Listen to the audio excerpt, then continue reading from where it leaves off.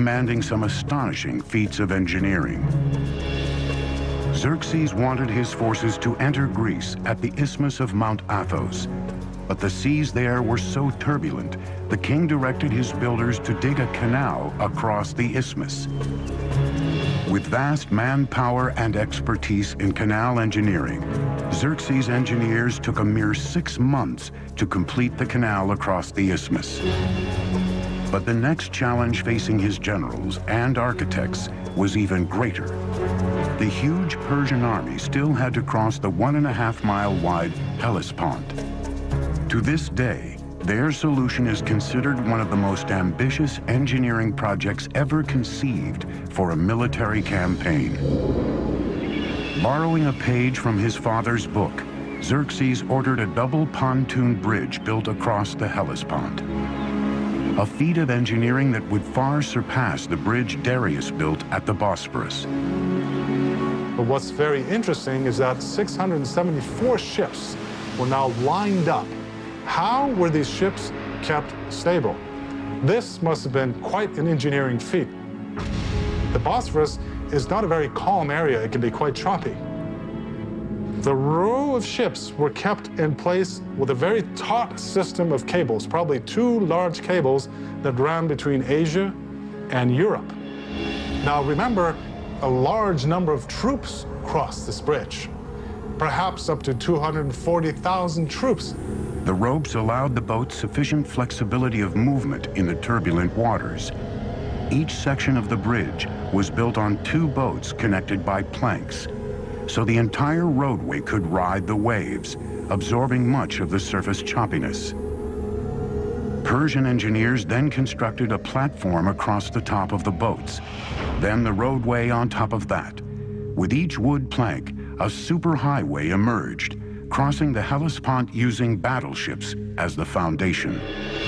Remember, we're dealing with the hooves of tens of thousands of cavalry, including armored cavalry, which would have been much, much heavier. The ships were amazingly kept stable, so this allowed Xerxes to cross with his army into Europe and cross back when he needed to, and the ships were kept in place. And for a short period, Europe and Asia were one. 10 days later, with his bridge complete, Xerxes marched into Europe. The whole army crossed with heavy equipment, heavy cavalry, and the planks were kept in place. There was no breaking of the planks, not only due to the weight of the army crossing it, but due to the choppy waters of the Bosphorus. Xerxes' strategy was simple: overwhelm the Greeks on land and at sea with superior numbers. Once again, the Greeks were led by the great general Themistocles. He knew he couldn't beat Xerxes on land, so the entire campaign was designed to lure the Persian navy into a trap. In August of 480 BC, the 2 armies met at a spot chosen by the Greeks, Thermopylae, a mountain pass so narrow only 1 chariot at a time could get through. For days, the massive Persian army was stalled, bottlenecked on the wrong side of the pass, just as the Greeks planned. In the meantime, unseen by the Persians, Themistocles left with most of his army, leaving only a token force of 6,000 Spartans behind. Like his father before him, Xerxes was about to charge headlong into a Greek trap. When they finally broke through the narrow pass, the Persians easily destroyed the meager Spartan force Themistocles had left behind as bait and marched toward Athens. But when Xerxes reached the city, Athens was deserted. Xerxes suspected he had been duped and would make the Athenian people pay for it. For generations, tolerance for their vanquished had been the hallmark of Persian kings. Not this time. In a very un-Persian-like act, Xerxes burnt Athens to the ground. The Persian king regretted it immediately, and the following morning ordered Athens rebuilt. But it was too late. The deed was done. His moment of rage would come back to haunt Persia nearly 200 years later. But this war was still far from over. At the same time, Themistocles was setting his trap that lured the massive Persian navy into the narrow bay at Salamis. Then he unleashed a surprise attack. The huge Persian fleet was caught in the naval equivalent of gridlock.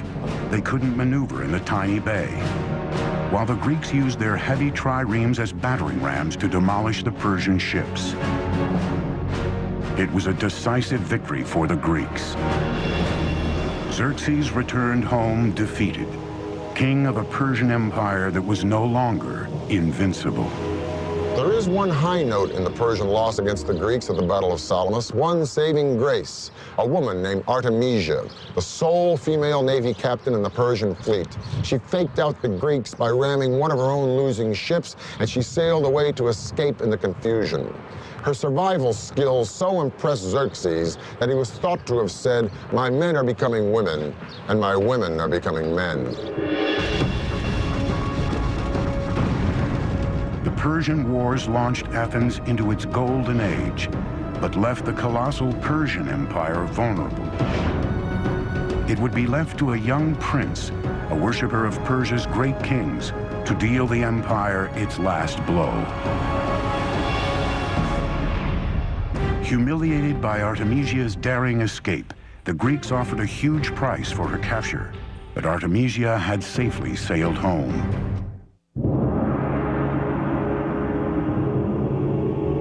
480 BC, the Greeks had defeated the Persian fleet at Thermopylae. The aura of invincibility that surrounded this empire was gone. But there were still days of power and glory ahead for the Persian Empire. 15 years later, in 465 BC, the Persian king Xerxes died. Xerxes left the empire to his son, Artaxerxes, who was determined to take Persia back to its golden days. He began by turning his attention to a building project begun by his grandfather, Darius. 4 decades after it was started, Persepolis, the magnificent capital city, was still under construction. Now, Artaxerxes would oversee one of the last great engineering projects of the Persian Empire. Today, we know it as the remarkable Hall of 100 Columns.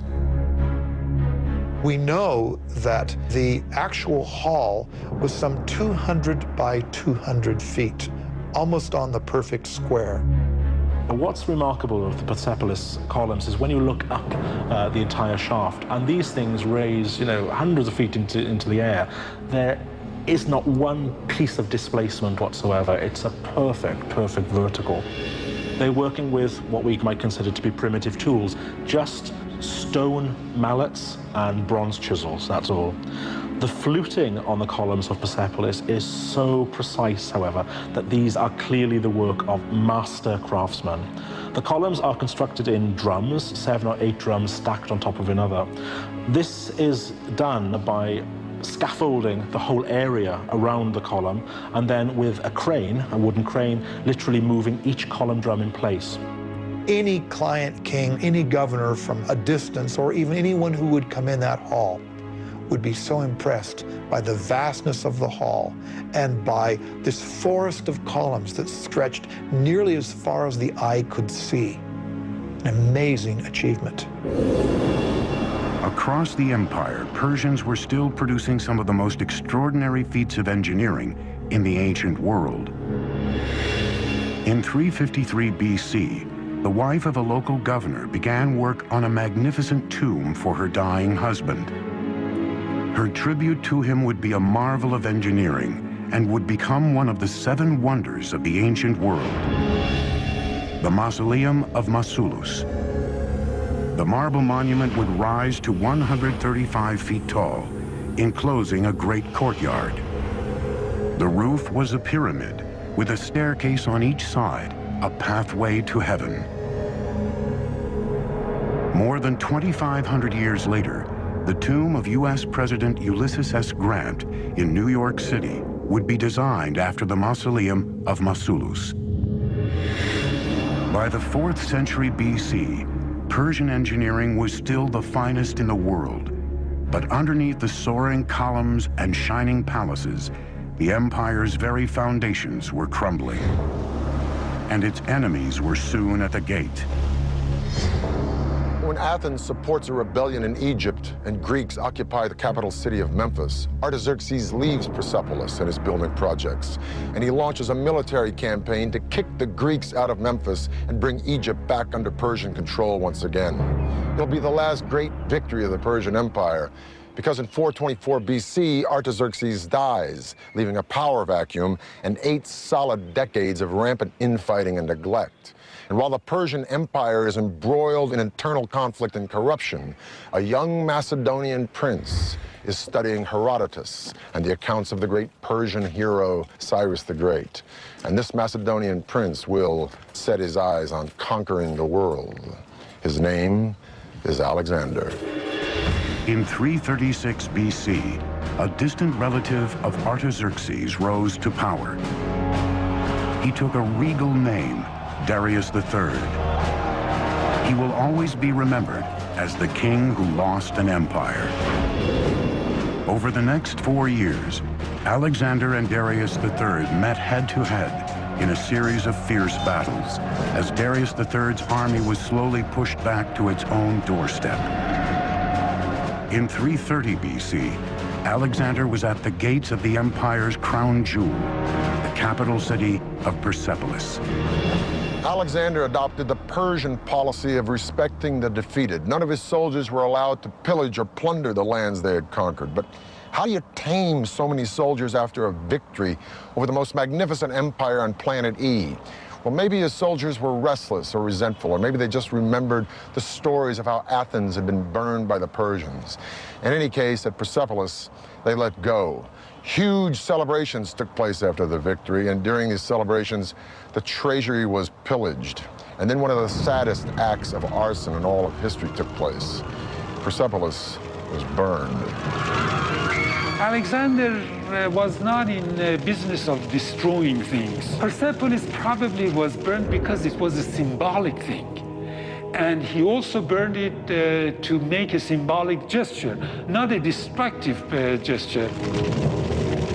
There must have been wonderful draperies and things around, and no doubt fire could have begun accidentally just as much as purposefully, because if he really wanted to be an Achaemenid king, the last thing he should want to do was to destroy Persepolis. But there were no fire engines, and once the blaze had taken hold, it was a very terrible blaze, and it left its mark throughout the site. Darius III had escaped capture, but in the summer of 330 BC, he was murdered by a close ally. The last Achaemenid king was dead. Alexander gave Darius III a magnificent funeral and later even married his daughter. Alexander declared himself an Achaemenid Persian king and added the final chapter to the story of an empire that had spanned 3 continents and endured for over 2,700 years. Alexander, admirer of Persian kings, chased down the murderers of Darius and killed them himself. Alexander believed that only kings had the right to kill kings. But would have Alexander actually killed Darius? Probably not, because Alexander